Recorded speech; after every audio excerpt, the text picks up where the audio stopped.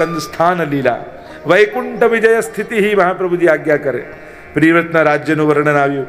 નાભી રાજાના યજ્ઞમાં બોલો વૃષભદેવ ભગવાન કી જય.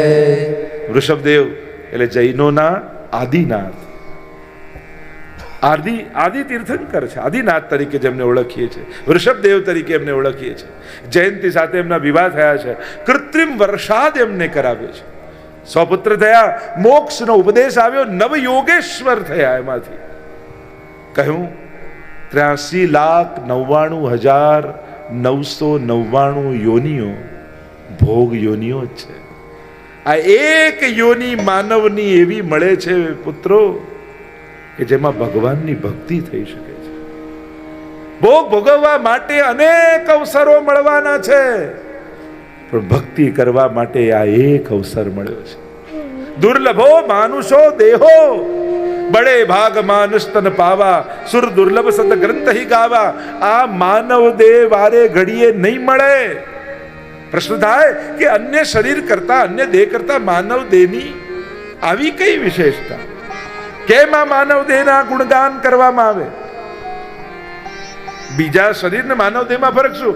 એ જુએ, આય બોલે, આય સાંભળે.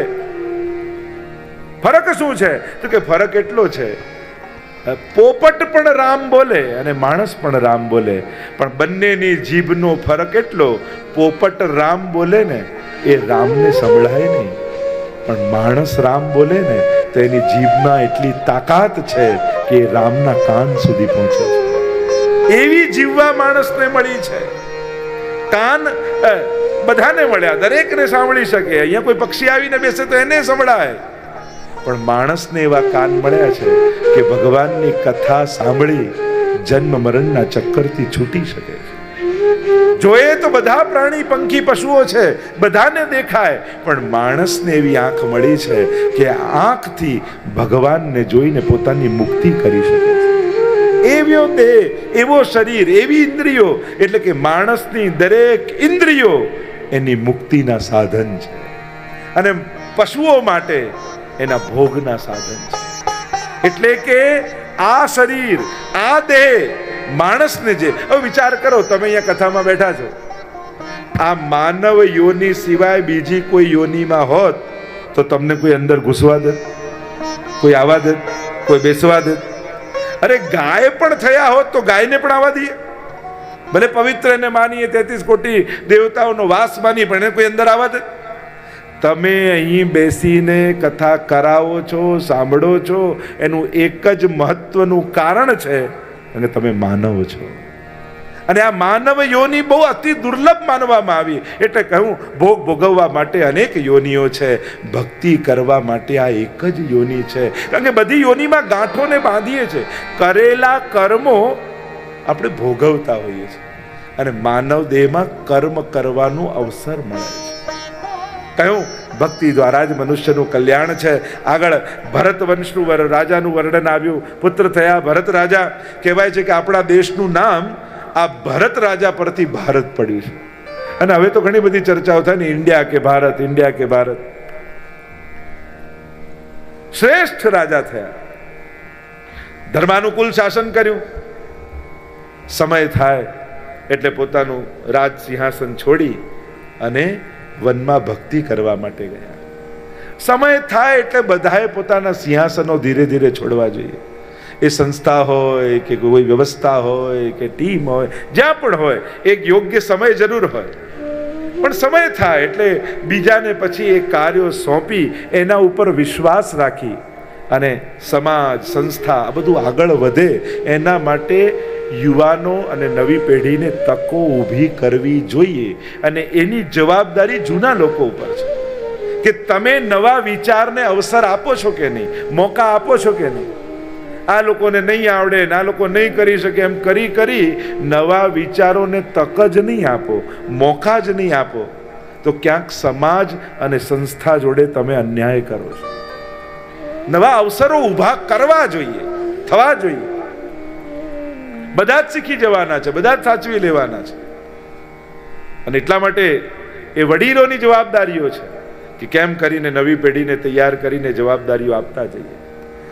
સમય થાય એટલે સિંહાસન છોડી અને આવ્યા છે વનમાં, અને ભગવાનની ભક્તિ કરવા માટે, ભગવાનની પ્રાપ્તિ કરવા માટે એક નદી કિનારે કુટિયા બનાવીને રહે છે અને હરી હરી હરી હરી નામનો જાપ કરે છે. સમય સંજોગ ક્યારે ફેરવાય ને કોઈને ખબર પડતી નથી. આપણને એમ થાય કે ગરડા થઈને સેવા પધરાવીશું પછી પુષ્ટાવીને સેવા કરીશું. આપણે તો પ્લાનિંગ જ એવા હોય. ગરડા થઈને એટલે પ્લાનિંગ શું કહેવાય કે દેખાતું ઓછું થશે ને પછી દર્શન કરવા જઈશ, સંભળાતું બંધ થશે ને પછી કથા બેસાડીશ, ચાલતો અટકીશ ને પછી યાત્રા કરવા જઈશ. આ ગરડા થઈને કરવું એટલે પ્લાનિંગ આવું જ કહેવાય ને. આ બરાબર કહેવાય પ્લાનિંગ? જ્યારે સૌથી સારી ઇન્દ્રિયો કામ કરતી હોય ને ભક્તિ તો ત્યારે કરી લેવી જોઈએ. એટલે કે શરીર ચાલતું હોય ત્યારે જ સારા સંસ્મરણો અને સારી યાદો ભેગી કરી લો. એટલે શરીર નહીં ચાલતું હોય અને બેઠા રહેવાનો વારો આવશે ત્યારે આ સારા કાર્યોને વાગોળતા વાગોળતા તમારું ઘડપણ પણ સારું જશે. પણ સારા સંસ્મરણો ભેગા નહીં કર્યા હોય તો બેઠા બેઠા વિચારે શું કરશો? ભરતજી ગયા છે વનમાં, કુટિયા બાંધીને રહે છે, હરિનામનો જાપ કરે છે.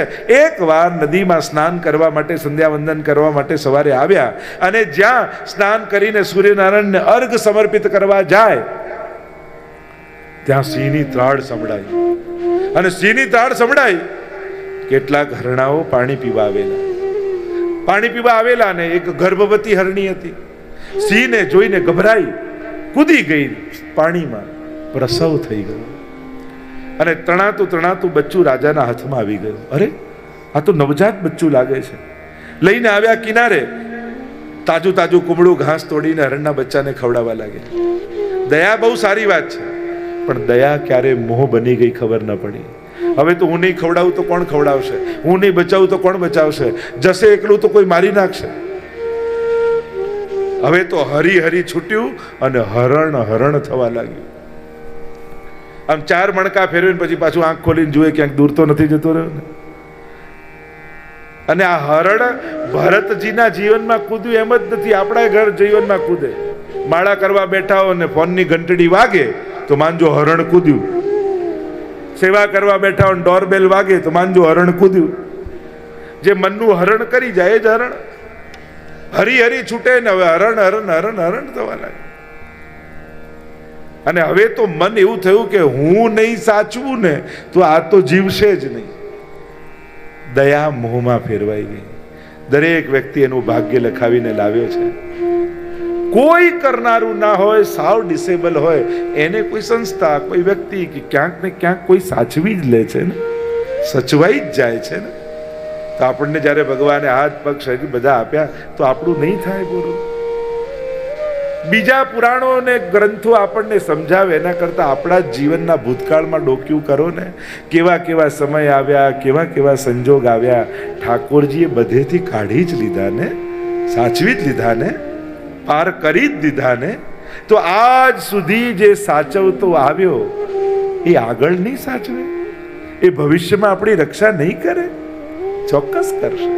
ભરોસો રાખો, શ્રદ્ધા રાખો, એ જરૂર સંભાળશે. મોહ બંધાયો અને હરણનું બચ્ચું તો હરણના ટોળાને જોઈને જતું રહ્યું. રાજાનું મન હરણમાં રહી ગયું અને હરણ કરતા આટલો રાજમહેલ છોડીને વનમાં આવ્યા અને મન એક નાનકડા હરણમાં ફસાઈ ગયું. એક મૃગ કે કારણે ભરત ધરી મૃગ દેહ, તુલસી વાકી કહા ગતિ, જો સપસો કરત સને. આપણું મન તો કેટલામાં છે. હરણની યોની મળી આવતા જન્મમાં. યાદ કર્યું પૂર્વ જન્મનું, હરણનો દેહ પડ્યો ને બ્રાહ્મણ કુળમાં જન્મ થયો. પણ નક્કી કર્યું કે હવે ક્યાંય મનને ફસાવા દેવું નથી. જડની જેમ રહેવા લાગ્યા. લોકો એને જડ ભરત કહેવા લાગ્યા. ક્યાંય કોઈ વિરોધ નહીં ને કોઈ સ્વીકાર નહીં.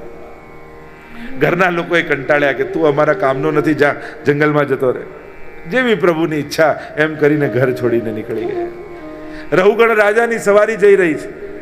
કપિલ મુનિનો પૂર્વમાં સત્સંગ કરવા માટે જાય છે ને કહાર ડોલી ઉચકનારામાંથી એક બીમાર પડી ગયો. રાજાએ કહ્યું જાઓ કોઈને ગોતીને લઈ આવો. સામે ભરતજી આવતા હતા, એને પૂછ્યું તું ડોલી ઉચકીશ? જેવી પ્રભુની ઈચ્છા. એમને તો કોઈ વિરોધ નથી અને સ્વીકાર નથી. જોડાઈ ગયા. અને ચાલતા ચાલતા જાય રાજાને લઈને, અને એ તો બધામાં ઈશ્વરના દર્શન કરે. એટલે રસ્તા ઉપર કીડી મકોડા જીવ જંતુઓની હારમાળા જતી હોય ને, એટલે પગ ન પડી જાય એટલે કૂદકો મારે એટલે ડોલી ઊંચી થાય, પાલકી ઊંચી થાય, રાજાના માથા પર વાગે.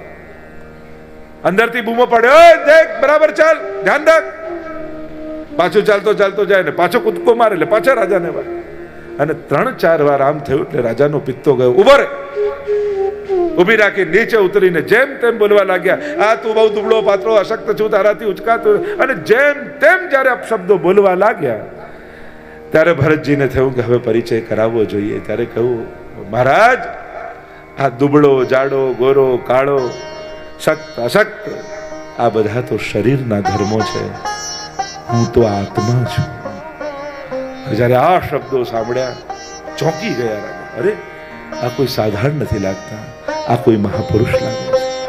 ચરણોમાં પડીને વંદન કરીને પૂછ્યું કે કોણ છો તમે, તમારો પરિચય કરાવો. ત્યારે કહ્યું કે હું ભરત રાજા છું, અને આ રીતે 3 જન્મનો અંતરાય થયો અને જડ ભરત રૂપે ઓળખાવું છું.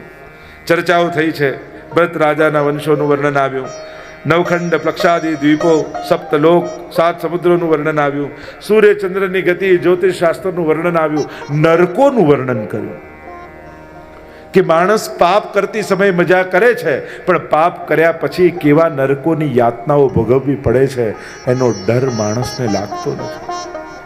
અને જ્યારે નરકોનું વર્ણન આવ્યું ત્યારે રાજા ખૂબ ગભરાયા. આટલા બધા નરકોની યાતનામાંથી ભોગવવું પડે છે. પરીક્ષિતને મન ખિન્ન થઈ ગયું.